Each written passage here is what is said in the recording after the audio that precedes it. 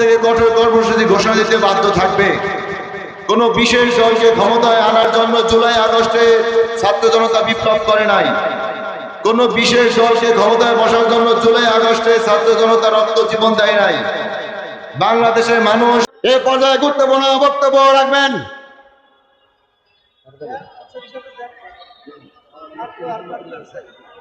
ঢাকা 17 আসনের ইসলামী আন্দোলন বাংলাদেশের সংসদ সদস্য পদপ্রার্থী মুফতি মোহাম্মদুল্লাহ আনসারী, মুফতি ডাক্তার মোহাম্মদুল্লাহ আনসারী। নারায়ে তাকবীর, নারায়ে তাকবীর, আল্লাহু আকবার। এই ঢাকা 17 আসনে কোন মার্কা আছে? আছে। সেই মার্কা হাত পাকা, গুলশানে হাত পাকা, বনানীতে হাত পাকা, এবার যাবে হাত পাকা, হাত পাকা হাত পাকা, ইনশাআল্লাহ। হাত পাকা। নারায়ে তাকবীর, আল্লাহু আকবার। السلام عليكم ورحمة الله وبركاته نحمده ونصلي على رسوله الكريم أما بعد أعوذ بالله من الشيطان الرجيم بسم الله الرحمن الرحيم إن الحكم إلا لله صدق الله مولانا العظيم উপস্থিত ইসলামী আন্দোলন বাংলাদেশ ঢাকা মহানগর উত্তর কর্তৃক আয়োজিত আজকের এই নির্বাচনী জনসভায় সভাপতিত্ব করছেন ঢাকা মহানগর উত্তরের ইসলামী আন্দোলনের সভাপতি, ঢাকা 11 আসনের সংসদ সদস্য পদপ্রার্থী ইসলামী আন্দোলনের পক্ষ থেকে অধ্যক্ষ হাফেজ মাওলানা শেখ ফজলুল মাহমুদ মাসুদ সাহেব। প্রধান অতিথি হিসেবে উপস্থিত থাকবেন এদেশের কোটি কোটি মানুষের রাজনৈতিক ও আধ্যাত্মিক রাহবার ইসলামী আন্দোলন বাংলাদেশের মহতারাম আমির হযরত পীর সাহেবুল চরমরাই এবং ঢাকা মহানগর উত্তরের 11, 12, 13, 14, 16, 17, 18 সকল ইসলামী আন্দোলনের কর্তৃক মনোনীত সংসদ সদস্য প্রার্থীগণ, সামনে উপবিষ্ট বিশেষ করে আমার 17 আসনের সহযোদ্ধা ভাইয়েরা এবং সকল সহযোদ্ধা ভাইয়েরা, সর্বপ্রথম আল্লাহ রাব্বুল আলামিনের শুকরিয়া আদায় করছি যিনি আমাদেরকে আজকে এই নির্বাচনী জনসভায় উপস্থিত হওয়ার তৌফিক দান করেছেন, আলহামদুলিল্লাহ। প্রিয় ভাইয়েরা আমার, 2024-এর জুলাই আগস্টের অভ্যুত্থানের পরে আপামর জনতা একটি স্বাধীন রাষ্ট্র উপহার পেয়েছিল, কিন্তু দুঃখ পরিতাপের বিষয় এই স্বাধীন আভার একটা জনগোষ্ঠীর কাছে পরাধীন হয়ে পড়েছিল। আমরা ইসলামী আন্দোলন বাংলাদেশের মহতারাম আমিরের নেতৃত্বে এবং অগ্রণী ভূমিকায় এই জুলাই আগস্ট 24-এ জুলাই আগস্টে আন্দোলন সংগঠিত হয়েছিল। এই আমাদের নেতা কর্মীরা শুধুমাত্র ধৈর্য দেখিয়েছেন, সহ্য করে আছেন। আজকে যারা এই দেশে চাঁদাবাজি, লুটতরাজ, সন্ত্রাসের মাধ্যমে দেশকে আবারও পরাধীন করে ফেলছেন, যদি নির্বাচন কমিশন একটা পাতানো নির্বাচনের মাধ্যমে তাদেরকে ক্ষমতায় দেয়, পীর সাহেব হুজুরের নেতৃত্বে আবারও সেই 24-এর জুলাই আগস্টের মতো আরেকটি 5 আগস্ট সংগঠিত হবে ইনশাআল্লাহ। আমরা কোনো পাতানো নির্বাচন দেখতে চাই না।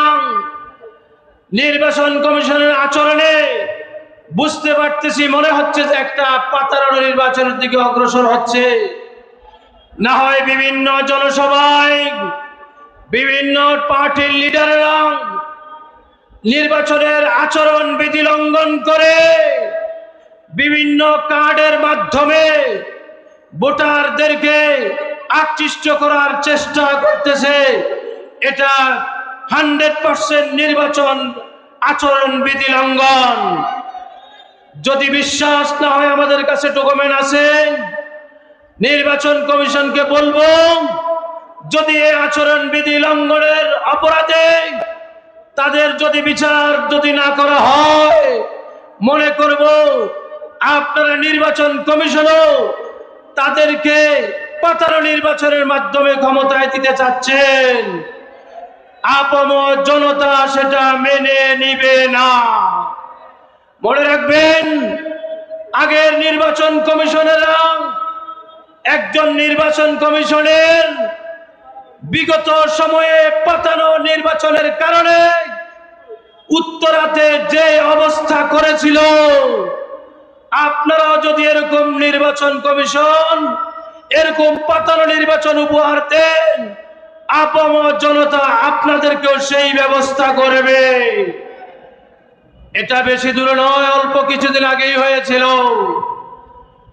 আমি আমার নির্বাচনী আসন 17 আসনের তথা গুলশান, বনানী, ক্যান্টনমেন্ট, ভাসানটেক এই জনগণের উদ্দেশ্যে বলতে চাই, ভোটারদের উদ্দেশ্যে বলতে চাই, আমার প্রতিদ্বন্দ্বী আরো 11টি প্রতিযোগী রয়েছে। আপনারা আল্লাহর হস্তে শুধু একটা কথা দেখবেন, কার ভিতরে এলেম বেশি, আমল আখলাক এবং কার জনপ্রিয়তা কতটুকু, সবগুলো বিবেচনা করে আপনারা শুধু কেবলমাত্র হেভিয়েট ব্যক্তি দেখে পক্ষ নেবেন না। মুত্তাকি, ফরেজগার, খোদাফিরু, আল্লাহওয়ালা, আলেম এরকম ব্যক্তিদেরকে সামনে আপনাদের আছে। আপনারা এই 11টি ব্যক্তির মধ্যে বিবেক বিবেচনা করে আপনারা পক্ষ নেবেন, পবিত্র আমানতটুকু প্রয়োগ করবেন। যদি আপনাদের ভোটার অধিকার প্রয়োগের মাধ্যমে আমি নির্বাচিত হতে পারি, এই 17 আসনকে অবকাঠামোমূলক উন্নয়ন করব ইনশাআল্লাহ। তথা রাস্তাঘাট, ড্রেনেজ ব্যবস্থা, কালভার্ট ব্যবস্থা, সুয়ারেজ ব্যবস্থা উন্নয়ন করব।